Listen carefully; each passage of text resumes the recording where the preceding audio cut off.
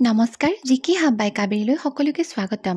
মই কাবেৰী হাজৰিকা। আজিৰ এই ভিডিঅ'টোত মই অসমৰ কেইগৰাকীমান বিখ্যাত কবি সাহিত্যিক আৰু তেওঁলোকৰ ৰচনাৰাজি সম্পৰ্কে বিভিন্ন প্ৰতিযোগিতামূলক আহিবলগীয়া অতি দৰকাৰী প্ৰশ্ন কিছুমান আলোচনা কৰিম। আৰু এইটো হৈছে মোৰ অসমীয়া সাহিত্য সম্পৰ্কে 2 নম্বৰটো ভিডিঅ'। আৰু যদি আপোনালোকে মোৰ ভিডিঅ'বোৰ ভাল পায় প্লিজ মোৰ ভিডিঅ'বোৰ লাইক কৰিব আৰু মোৰ চেনেলটো ছাবস্ক্ৰাইব কৰিবলৈ নাপাহৰিব। আহক আমি প্ৰশ্নসমূহ আলোচনা কৰোঁ। Question number 1. Nirmalprabha Bordoloi is known as Nila Baidew. For which of the following books she received the Sahitya Academy Award? Nirmalprabha Bordoloi ke Nila Baidew বুলি জনা যায়। তেখেতৰ ছদ্মনাম হৈছে নীলা বাইদেউ। এতিয়া প্ৰশ্নটো হৈছে তলত দিয়া কোনখন পুথিৰ বাবে তেওঁ সাহিত্য একাডেমী বঁটা লাভ কৰিছিলে? অপশ্যনবোৰ হৈছে অপশ্যন এ সুদীৰ্ঘ দিন আৰু ঋতু, অপশ্যন বি দিনৰ পিছত দিন, অপশ্যন চি বনফৰিঙৰ ৰং আৰু অপশ্যন ডি অন্তৰংগ। আৰু শুদ্ধ উত্তৰটো হৈছে অপশ্যন এ সুদীৰ্ঘ দিন আৰু ঋতু। Nirmalprabha Bordoloi received the Sahitya Academy Award in 1983. Nirmalprabha Bordoloi 1983 চনত সাহিত্য একাডেমী বঁটা লাভ কৰিছিল। Next question. Which of the following is the first poetry collection of Nirmalprabha Bordoloi? তলত দিয়া গ্ৰন্থসমূহৰ ভিতৰত কোনখন গ্ৰন্থ নিৰ্মলপ্ৰভা বৰদলৈ প্ৰথমখন কবিতা সংকলন? অপশ্যনবোৰ হৈছে অপশ্যন এ দিনৰ পিছত দিন, অপশ্যন বি বনফৰিঙৰ ৰং, অপশ্যন চি সমীপিহু আৰু অপশ্যন ডি অন্তৰংগ। আৰু শুদ্ধ উত্তৰটো হৈছে অপশ্যন এ দিনৰ পিছত দিন। She was the president of Assam Sahitya Sabha in 1991 held at Dudhnoi at Goalpara. 1991 চনৰ গোৱালপাৰাৰ দুধনৈত যি অসম সাহিত্য সভাৰ অধিৱেশন হৈছিল তাত নিৰ্মলপ্ৰভা বৰদলৈয়ে সভাপতিত্ব কৰিছিলে। Next question.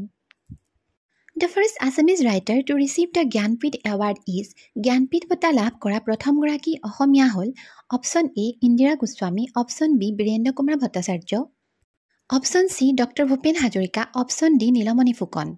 আৰু শুদ্ধ উত্তৰটো হৈছে option B Birendra Kumar Bhattacharya. He received the prestigious Gyanpith Award for his novel Mrityunjay in 1979. তেখেতে 1979 চনত তেখেতৰ উপন্যাস মৃত্যুঞ্জয়ৰ বাবে এই জ্ঞানপীঠ বঁটা লাভ কৰিছিল। Next question. Birendra Kumar Bhattacharya received the Sahitya Academy Award in which of the following years? Birendra Kumar ভট্টাচাৰ্যদেৱে তলত দিয়া কোনটো চনত সাহিত্য একাডেমী বঁটা লাভ কৰিছিল? অপশ্যনবোৰ হৈছে option A 1979, option B 1961, option C 1978, option D 1960। আৰু শুদ্ধ উত্তৰটো হৈছে option B 1961। He received the Sahitya Academy Award in 1961 for his Assamese novel ইয়াৰু ইংগম। তেখেতে 1961 চনত তেখেতৰ যিখন অসমীয়া উপন্যাস ইয়াৰু ইংগম তাৰ বাবে সাহিত্য একাডেমী বঁটা লাভ কৰিছিলে। Next question. The second Assamese writer to receive the Gyanpith Award is Gyanpith বঁটা লাভ কৰা দ্বিতীয়জন অসমীয়া সাহিত্যিক কোন? অপশ্যনবোৰ হৈছে option A doctor Bhupen Hazarika, option B Indira Goswami, option C Birendra Kumar Bhattacharya, option D Nilmani Phukan. আৰু শুদ্ধ উত্তৰটো হৈছে option B Indira Goswami. Mamani Roysam Goswami, also known as Indira Goswami, was awarded the prestigious Gyanpith Award in 2000 for her overall contribution to Indian literature. While the award is not given for a specific book, Mamani Roysam Goswami তেখেতক ইন্দিৰা গোস্বামী বুলিও জনা যায় আৰু তেখেতে 2000 চনত এই সন্মানীয় জ্ঞানপীঠ বঁটাটো লাভ কৰিছিলে। তেওঁৰ যি ভাৰতীয় সাহিত্য জগতলৈ যি অৱদান তাৰ বাবে তেওঁ এই বঁটা লাভ কৰিছিল। তেওঁ কোনো বিশেষ কিতাপৰ বাবে এই বঁটা লাভ কৰা নাছিল। Next question. Which of the following is the third Assamese writer to receive the Gyanpith Award? Gyanpith বঁটা লাভ কৰা তৃতীয়জন অসমীয়া ৰাইটাৰ কোন? অপশ্যনবোৰ হৈছে option A Indira Goswami, option B Nilmani Phukan, option C Ashapurna Devi, option D doctor Bhupen Hazarika. আৰু শুদ্ধ উত্তৰটো হৈছে option B Nilmani Phukan. On 11 April 2022, the eminent Assamese poet Nilamani Fukon has conferred the 56th Gyanpith Award for the year 2021 in Guwahati. 2022 চনৰ 11 এপ্ৰিলত প্ৰসিদ্ধ কবি নীলমণি ফুকন দেৱক 56th জ্ঞানপীঠ এৱাৰ্ড অৰ্থাৎ 56 সংখ্যক জ্ঞানপীঠ সন্মান প্ৰদান কৰা হৈছিলে আৰু সেই সন্মান তেওঁ 2021 বৰ্ষৰ বাবে লাভ কৰিছিলে আৰু বঁটাটো দিয়া হৈছিল তেখেতক গুৱাহাটীত। Next question. Poet Nilamani Fukon received the Sahitya Academy Award for which of the following book? কবি নীলমণি ফুকনে তলত দিয়া কোনখন কিতাপৰ বাবে সাহিত্য একাডেমী বঁটা লাভ কৰিছিল? অপশ্যনবোৰ হৈছে option A Kabita, option B Devi, option C Antaranga, option D ফুলি থকা সূৰ্যমুখী ফুলৰ ফালে। আৰু শুদ্ধ উত্তৰটো হৈছে অপশ্যন এ কবিতা।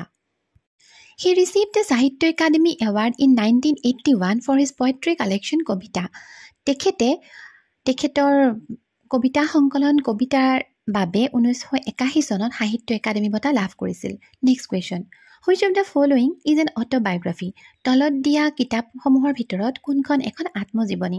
অপশ্যনবোৰ হৈছে অপশ্যন এ জীৱন জীৱন বৰ অনুপম, অপশ্যন বি বন ফৰিঙৰ ৰং, অপশ্যন চি সুদীৰ্ঘ দিন আৰু ঋতু, option D Alaknanda.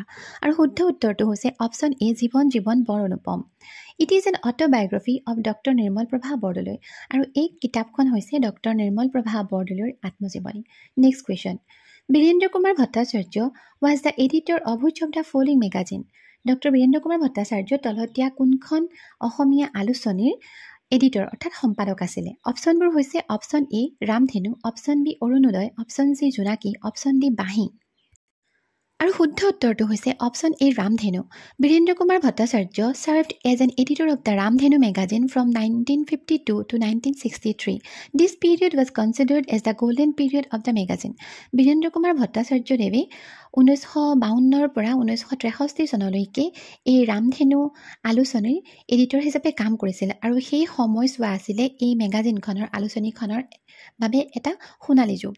Next question, The famous Assamese magazine Ramdhenu was first published in which of the following years?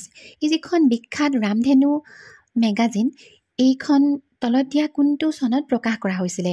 অপশ্যনবোৰ হৈছে option A 1950, option B 1951, option C 1952, option D 1953। আৰু শুদ্ধ উত্তৰটো হৈছে option A 1950। It was first published in 1950. Indrakamal Besbarua was its first editor. এই ৰামধেনু মেগাজিনখন 1950 চনত প্ৰথম প্ৰকাশ কৰা হৈছিল আৰু ইয়াৰ প্ৰথম সম্পাদক আছিলে ইন্দ্ৰকমল বেজবৰুৱা। বন্ধুসকল, আজিৰ ভিডিঅ'টোত ইমানেই। আশা কৰোঁ আপোনালোকে মোৰ ভিডিঅ'টো চাই ভাল পালে আৰু যদি আপোনালোকে মোৰ ভিডিঅ'বোৰ চাই ভাল পায় প্লিজ মোৰ ভিডিঅ'বোৰ লাইক কৰিব আৰু মোৰ চেনেলটো ছাবস্ক্ৰাইব কৰিবলৈ নাপাহৰিব। ধন্যবাদ।